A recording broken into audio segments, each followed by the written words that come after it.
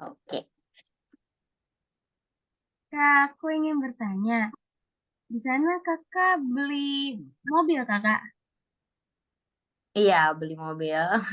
terus gimana kak cara cara untuk mobilnya dari asuransinya, harus ada yang harus disiapkan, itu gimana kak? Jadi itu sebenarnya karena aku nggak beli mobil baru ya, jadi aku beli mobil second gitu dari orang. Jadi aku masih sebenarnya belum tahu caranya untuk beli mobil langsung dari dealernya gitu. Tapi pas kita beli second, itu biasanya dari ownernya ya dapat surat-surat kayak surat terima, ya kan surat terimanya, surat-surat gitu. Terus asuransinya itu di sini ya sama sih kayak bayar per tahun gitu. Tapi karena ini mobilnya juga bukan mobil baru ya, kayak mobil udah lama banget. Itu kayak per tahun sekitar 6 juta ya, sekitar 6 juta. Aku nggak tahu sih itu termasuk mahal apa enggak, jujur. Tapi ya sekitar segitu. Terus kayak em, nggak begitu ribet sih beli mobil di sini karena nggak tahu kenapa. Pokoknya orang kayak ya udah beli aja gitu. Terus kalau masalah uangnya di sini kalau masalah kayak karena aku juga nggak ada uang langsung kayak cash ada duitnya segini gitu ya. Gampang sih di sini kayak tinggal ya udah pinjem aja sama bank terus udah dapet gitu nggak pakai surat macem-macem gitu. Terus kak, berkasnya apa saja yang dibutuhkan kak mau beli mobil itu? Beras itu pasti apa ya? Sebenarnya aku kurang tahu jujur ya karena yang ngurusin itu sebenarnya pacar aku.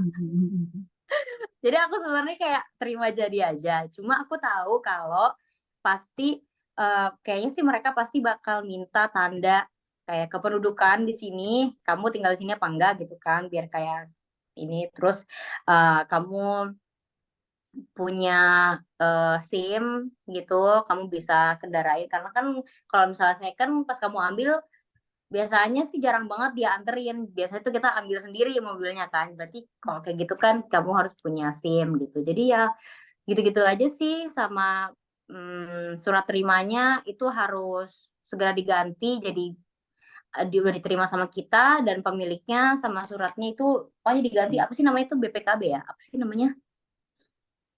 Pokoknya yang surat yang bertanda itu tuh milik kamu lah gitu. Jadi biar nanti kalau misalnya kamu kena denda dari polisi, yang kena tuh kamu tapi bukan owner sebelumnya gitu. Jadi kayak ada beberapa tentang untuk itu. Cuma aku masih juga kurang ngerti sih gitu. Kalau ngurusin gimana kak kalau di sana? Ngurusin untuk mobil. Tim, Hmm.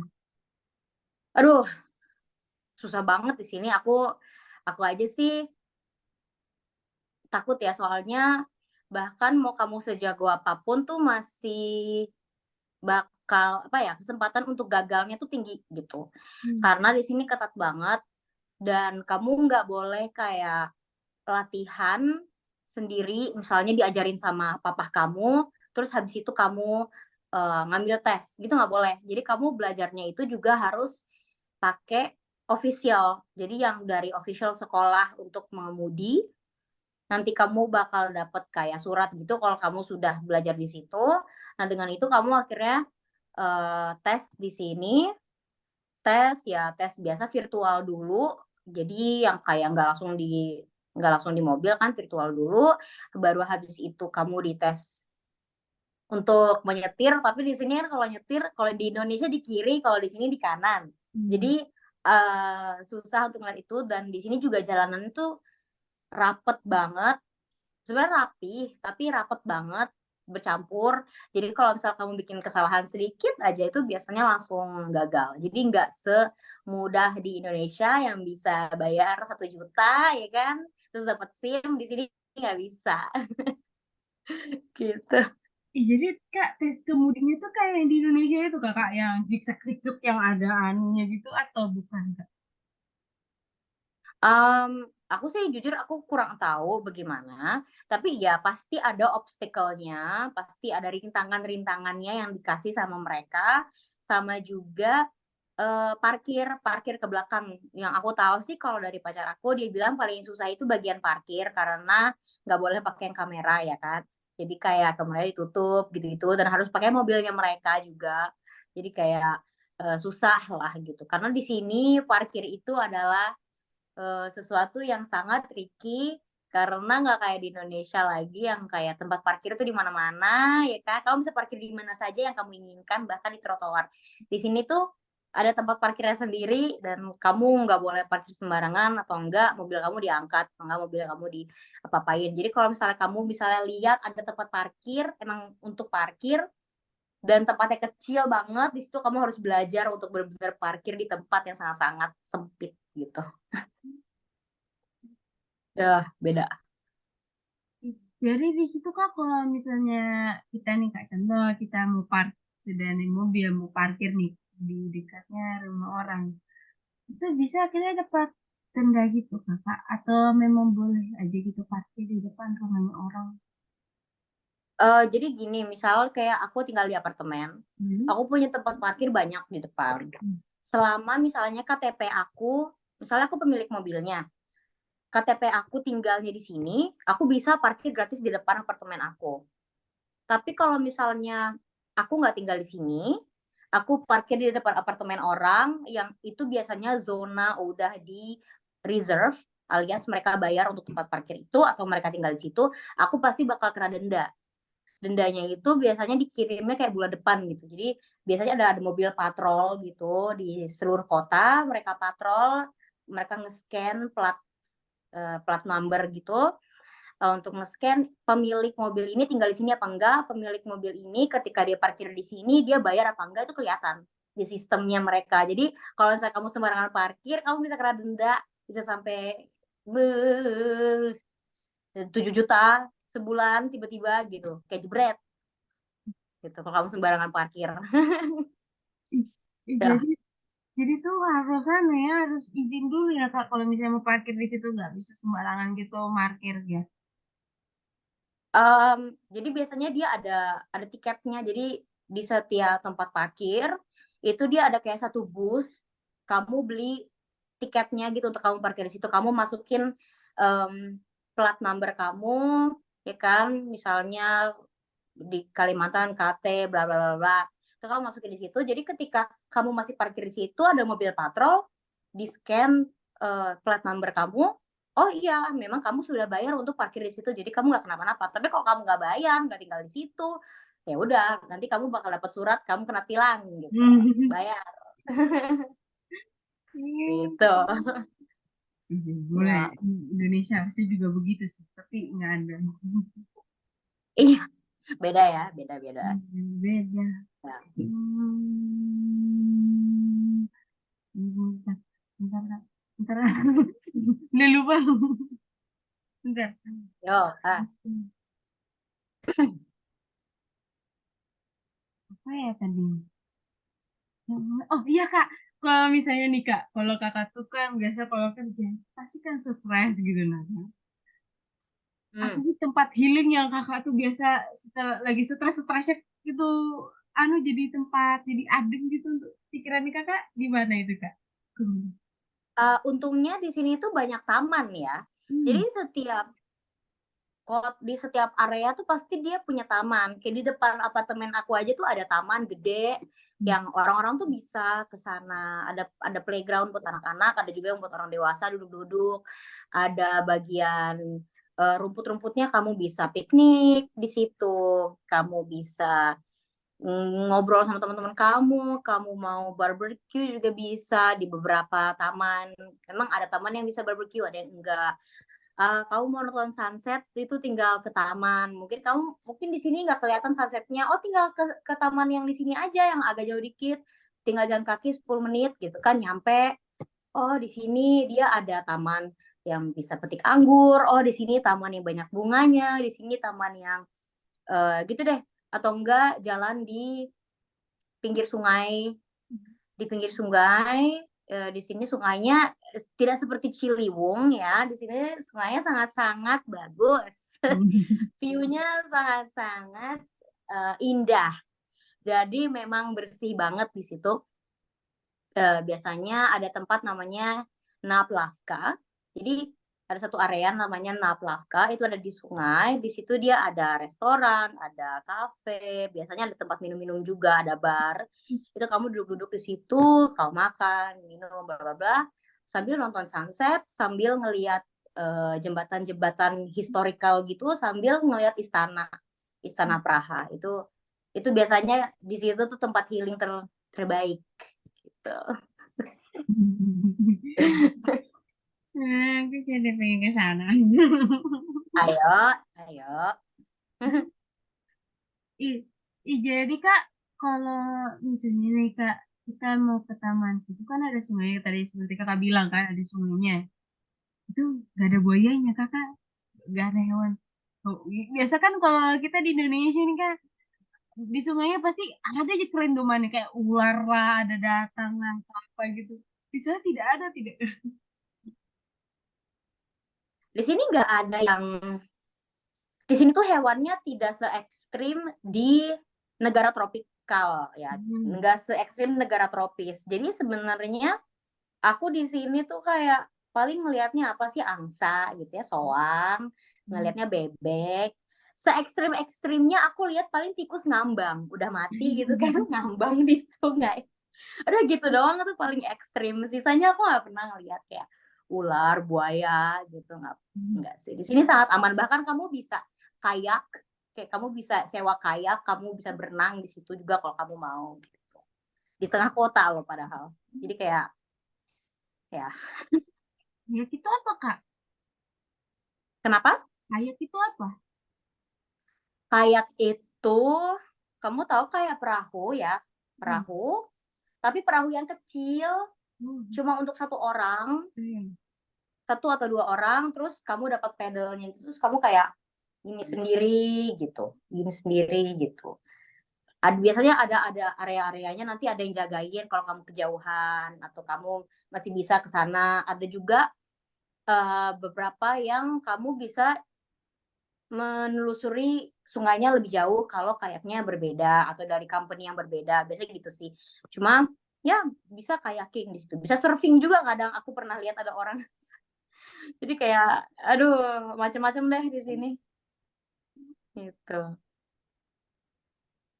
Jadi Kak, biasa kan Kakak kerja di sana. Di situ biasa di tempat daerah situnya tuh, daerah kerja Kakak tuh di situ ada kayak festival gitu Kakak. Biasanya kayak di Indonesia tuh ada konser biasanya. Oh di sana ada tuh Kak. Iya, di sini um, kayak konser tuh banyak ya. Kayak kemarin ada siapa lagi aku lupa namanya. Yang nyanyi So Before You Go, siapa itu aku lupa. Itu Luis Capaldi ya. Hmm. Misalnya kayak gitu, Luis Capaldi atau kayak Niall Horan atau kayak Jonas Brother gitu-gitu. Ya, pokoknya artis-artis tuh juga di sini banyak. Atau festival-festival juga kemarin pas summer ada Maroon 5 gitu ya. Dan tiketnya benar-benar murah jatuhnya, kalau entah kenapa ya, kayak aku ngerasa di sini murah banget kalau tiket konser. Jadi kayak, dan kalaupun festival yang gratis juga, walaupun artis-artisnya kurang dikenal, tapi apa ya, vibe-nya itu seru sih. Tapi mungkin karena orang boleh minum-minum, jadi kayak semua orang tuh kayak happy gitu bawaannya, kayak ketawa-ketawa gitu. Ya mungkin direpresentasikannya beda ya kalau di Indonesia dan di sini. Tapi kalau di sini orang lihatnya positif gitu. Kalau nggak ada minum berarti nggak bisa have fun gitu. Tapi orangnya nggak ada yang aneh-aneh sih untungnya. Gitu. Kalau yang kayak bazar-bazar gitu Kak, ada tuh Kak. Bazar-bazar ada, kayak misalnya minggu lalu tuh ada bazar tentang budaya budaya Afrika gitu ya, temen aku Afrika tapi lebih yang kayak Arab-Arab gitu. Jadi dia dia henna artis gitu kan. Jadi dia kayak bazar untuk baju-baju kayak apa sih? Yang mirip-mirip baju kita lagi Ramadan-Ramadan gitu.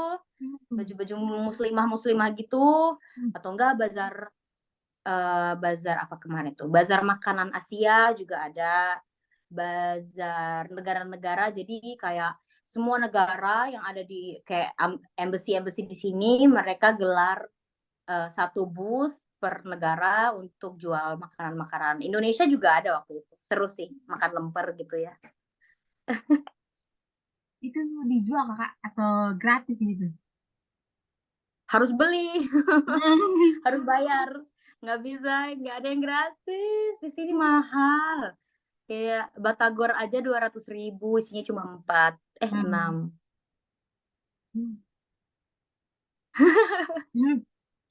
Kultur shock kak, maaf.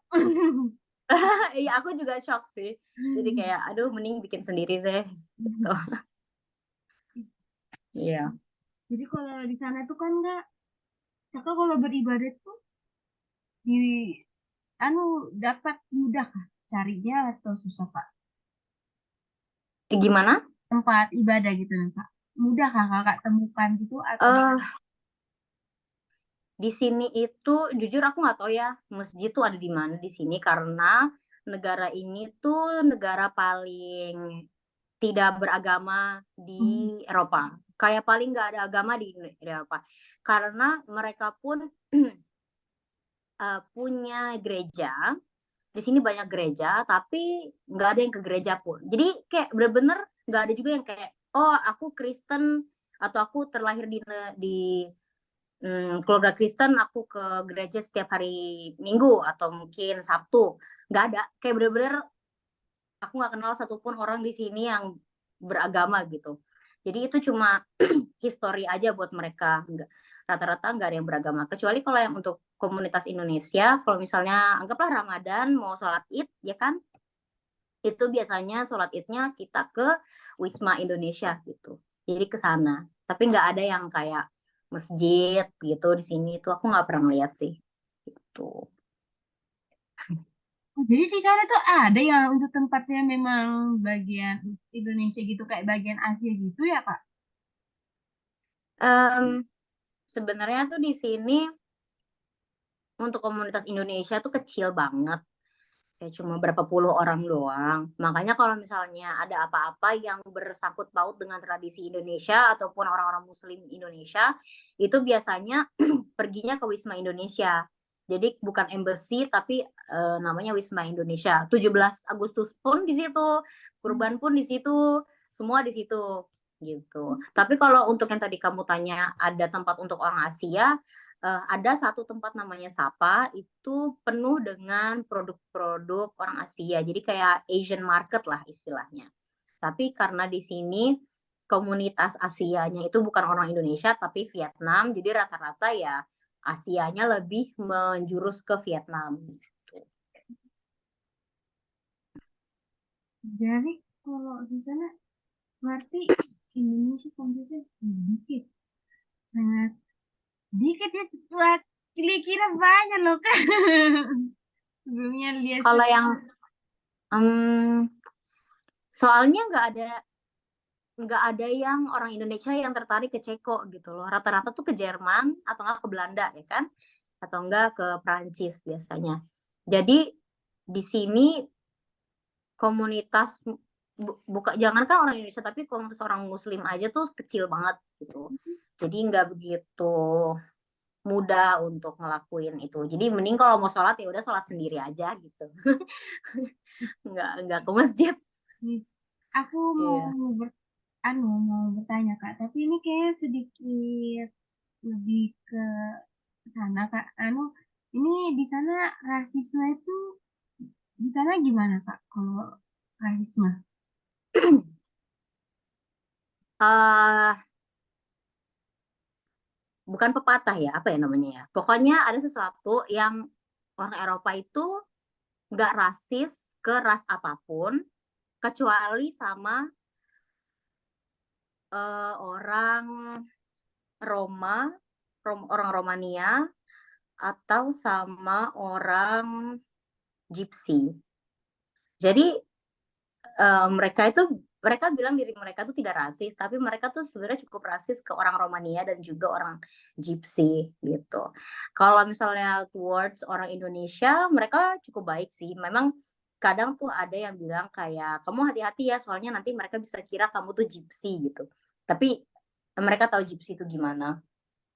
Perawakannya. Jadi kayak mereka tidak terlalu rasis, tapi ada juga pasti yang aneh-aneh, tapi yang biasanya rasis tuh lebih kayak orang-orang tua yang tumbuh di era komunisme ketika negara ini dijajah sama Jerman dan Rusia. Jadinya mereka yang tumbuh di era itu rata-rata rasis. Cuma untuk orang-orang yang udah mudi sekarang atau enggak milenial dan Gen Z, nggak ada yang rasis sih, baik-baik aja gitu. Suku Gypsy itu suku apa Kak? Maksudnya orangnya gimana gitu nah? Kok orang bisa suku Gypsy? Secara histori orang Gypsy itu dari India. Jadi kayak orang India yang travel ke Eropa gitu. Tapi mereka itu jadi kayak kalau kamu melihat mereka tuh kayak seperti bule campur India gitu. Tuh. Ya, kelihatannya begitulah. Jadi kalau kamu lihat ada orang India tapi kayak bule atau bule kayak India tuh biasanya orang Gypsy. Terus aku juga nggak tahu kenapa mereka agak rasis. Padahal orang Gypsy-nya nggak ngapa-ngapain gitu.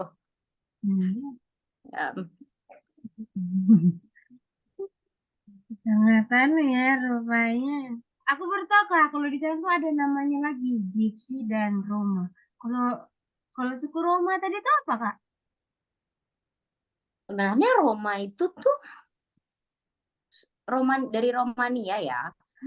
Orang tuh bilangnya Roma itu dulu adalah orang-orang yang paling pintar di Eropa, yang menemukan Eropa, yang gitu lah pokoknya. Tapi aku nggak ngerti gimana tiba-tiba mereka itu bilang kalau orang Romania juga orang India. Aku nggak ngerti juga kenapa mereka sangat anti orang India. Jadi kayak mereka menyangkut pautkan itu. Mungkin aku juga lupa sesuatu. Tapi pokoknya intinya yang dari mereka suku terpintar, terkuat, terhebat, menjadi yang paling miskin gitu, menjadi paling miskin, nggak punya kerjaan, nggak punya masa depan, akhirnya terdiskriminasi lah gitu di Eropa tuh.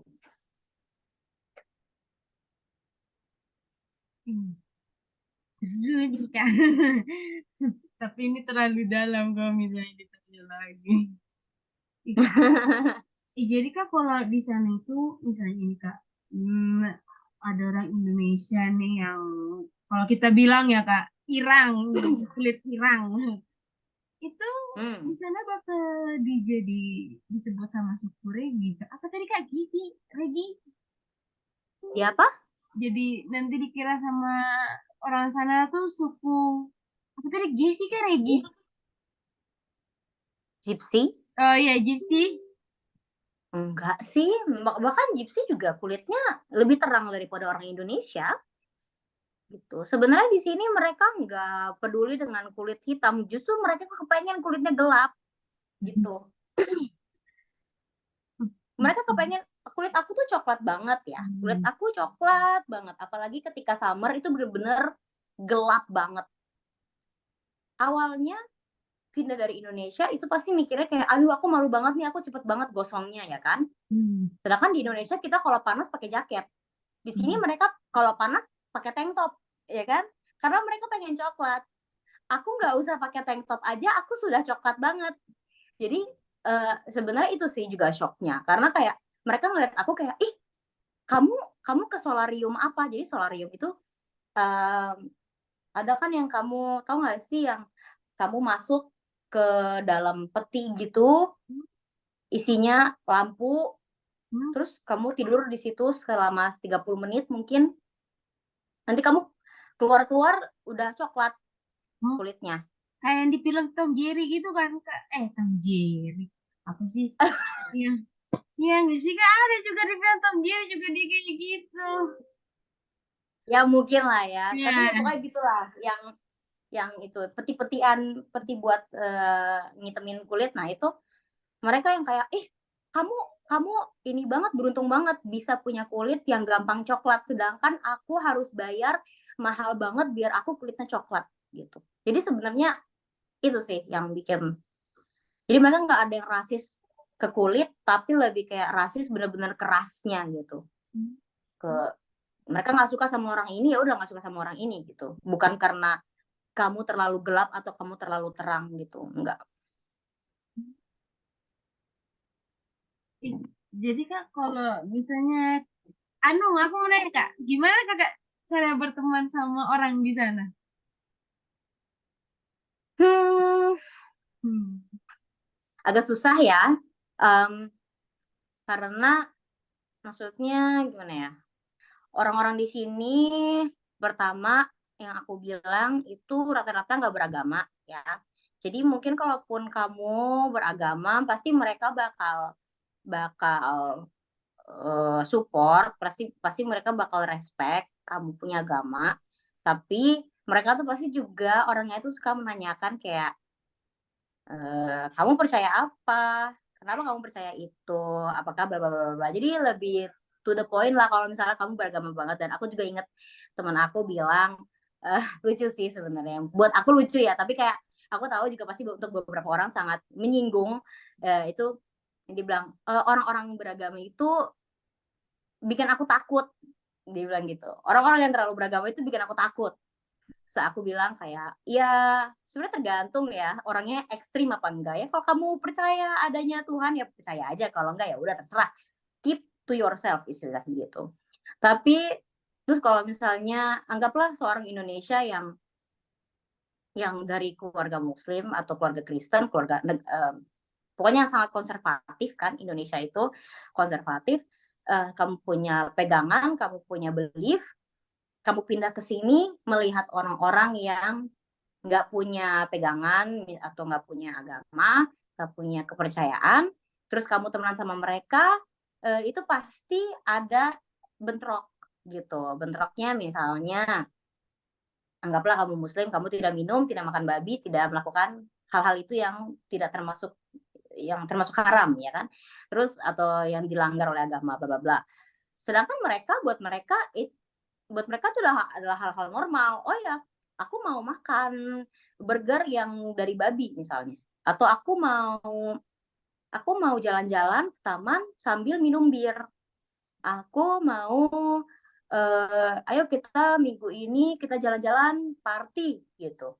Sedangkan kalau untuk orang Indonesia, jangankan minum, party aja itu sesuatu yang kayak, ih kamu anak nakal ya gitu kan. Pasti nggak, anak orang nggak bener nih, ya kan?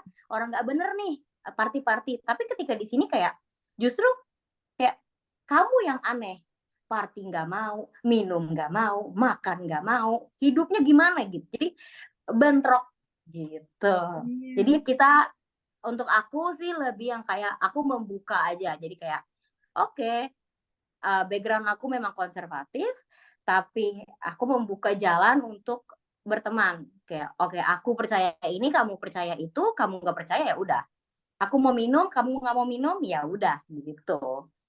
Kayak ya ikut-ikut aja gitu. Yang penting tahu batas, tahu ingat apa yang kita pelajarin ya kan, ya di-apply aja sama kehidupan kita yang sekarang gitu. Kak, aku mau nanya Kak, Kakak pernah nggak sih punya problem gitu di sana? Terus Kakak tuh bingung kayak mana cara nganu problemnya gitu. Misalnya kalau apartemen Kakak nggak ada kunci Kakak, atau Kakak tiba-tiba ditilang pas di mobil gitu Kak? Hmm, bentar. Ini problemnya gimana ya, maksudnya? Kayak Eh, problem hidup atau anu Kak, problem yang nggak pernah Kakak rasakan gitu nah di Indonesia, tapi Kakak rasakan di sana. biasanya sih problem di sini tuh bensin ya, bensin mahal. Hmm. Ya, bensin mahal. Jadi kalau misalnya ada problem sih kita kayak ya udah cari, biasanya tuh keliling cari yang murah gitu. Lagi entah kenapa problem-problem di sini biasanya tuh yang sebenarnya susah aku bilangnya, karena Iya. aku ngerasa problem aku lebih banyak di Indonesia daripada daripada di sini. Jujur. Iya, iya, apa Jadi Kak? aku bingung gitu. Nah, Nggak pernah ada yang problem susah banget gitu loh. Jadi kayak pasti selalu ada solusi Kayak misalnya aku ada problem nggak bisa bikin akun bank, tinggal tanya, apa sih sebenarnya yang mereka mau, mereka kasih tahu, oh kita tuh butuh sesuatu yang lebih ofisial, yang lebih dari gubernur atau yang lebih dari negara lah istilahnya. Oke, surat dari imigrasi cukup nggak? Mereka bilang cukup, kasih, dapatlah akhirnya problemnya solve gitu. Akhirnya bisalah bikin akun bank. Atau enggak misalnya kamu mau kerja di sini tapi kamu nggak pernah ke Eropa, selalu ada caranya. Iya, entah kamu ke sini dulu untuk jalan-jalan baru kamu cari kerja, atau kamu cari pacar di sini dulu baru kamu akhirnya pindah ke sini untuk cari kerja. Kayak selalu ada prosesnya kayak tapi untuk masalah hidup biasa secara jujur aku merasa sangat tentram tinggal di sini. Jadi Hmm. aku nggak terlalu bisa jawab Hmm. gitu. Aku jadi mau nanya Kak. Kakak gimana kalau bensin di sana tuh gimana caranya? Maksudnya kan kalau kita bensin pasti ada orang baru bayar, habis itu Hmm. dianuin. Kalau di sana gimana Kak? Mandiri gitu Kak. Di sini unik sih. Jadi biasa kan kalau kamu ke Pertamina gitu, kamu stop di bagian tempat bensinnya ya kan, yang tempat Hmm. untuk naruh. Nah itu kamu ngerjain sendiri, jadi nggak ada orang yang bantuin kamu itu. Jadi kamu klik sendiri mau berapa liter, pilih bensin yang mana. Anggaplah pertama 3 liter atau 5 liter. Klik, ambil, masukin sendiri, jebret jebret jebret, selesai baru kamu bayar sendiri. Jadi habis itu kamu tinggal mobil kamu masuk ke tokonya, yang toko ada di pom bensin, apapun itu mereknya, bayar di situ, udah, baru kamu masuk lagi ke mobil kamu, baru kamu pergi. Nanti mobil yang belakang kamu baru akhirnya maju. Gitu. Ya, begitu. Ih, terus Kak, eh, rekomendasikan dong Kak untuk orang Indonesia nih. Kan kita biasa nih suka Hmm. kulineran lah. Rekomendasikan untuk Hmm. pas restoran yang itu bisa untuk jadi enak gitu untuk di Indonesia, untuk orang Indonesia tuh gimana Kak? Jujur untuk makanan Ceko, menurut aku itu cocok untuk lidah Indonesia. Hmm. Kayak bahkan ada beberapa makanan mereka yang pas aku makan itu rasanya kayak kayak makanan Indonesia. Walaupun nggak semuanya ya, karena di sini dia nggak ada yang pakai nasi.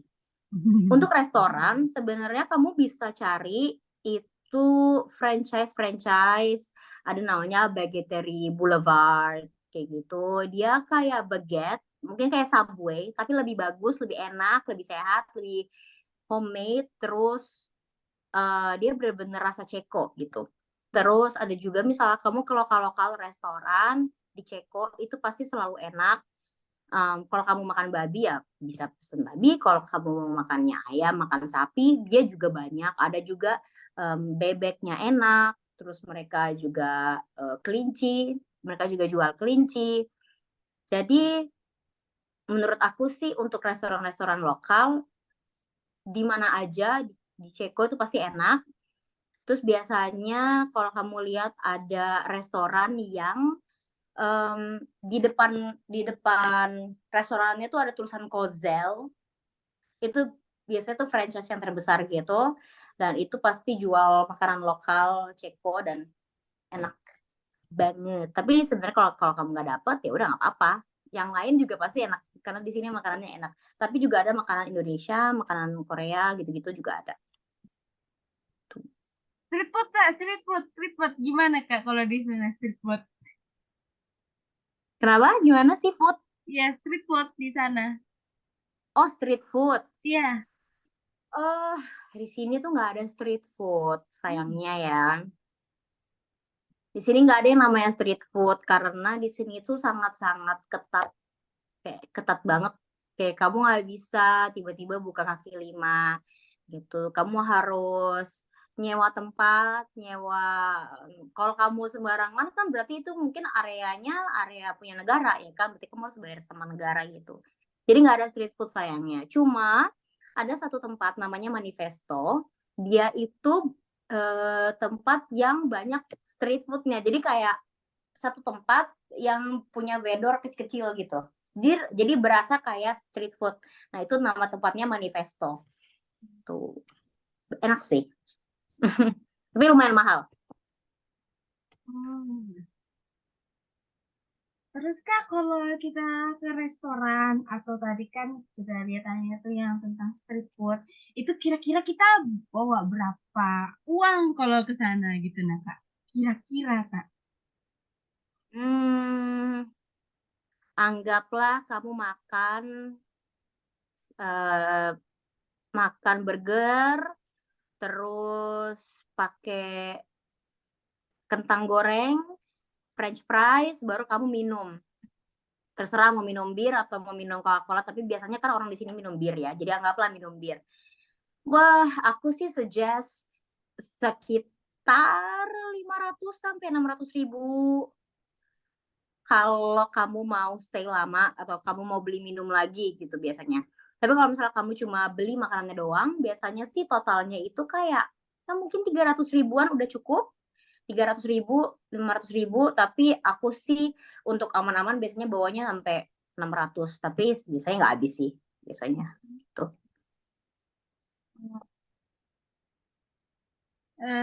Apa lagi nih? Hmm. Yuk. Nah,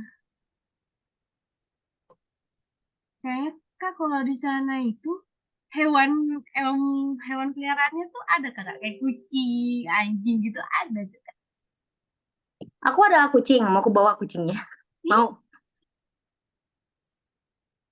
mau, mau dia kasih lihat tetet kucingnya. kan? Ayo, bentar ya. Hmm. Sabar. Aku ambil dulu kucingnya. Iya.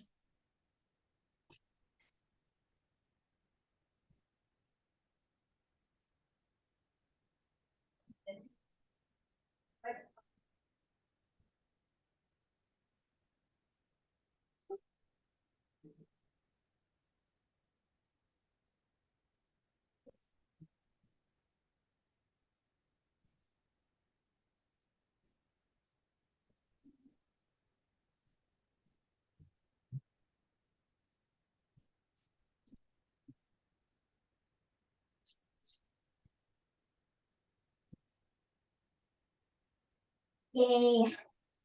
Hup.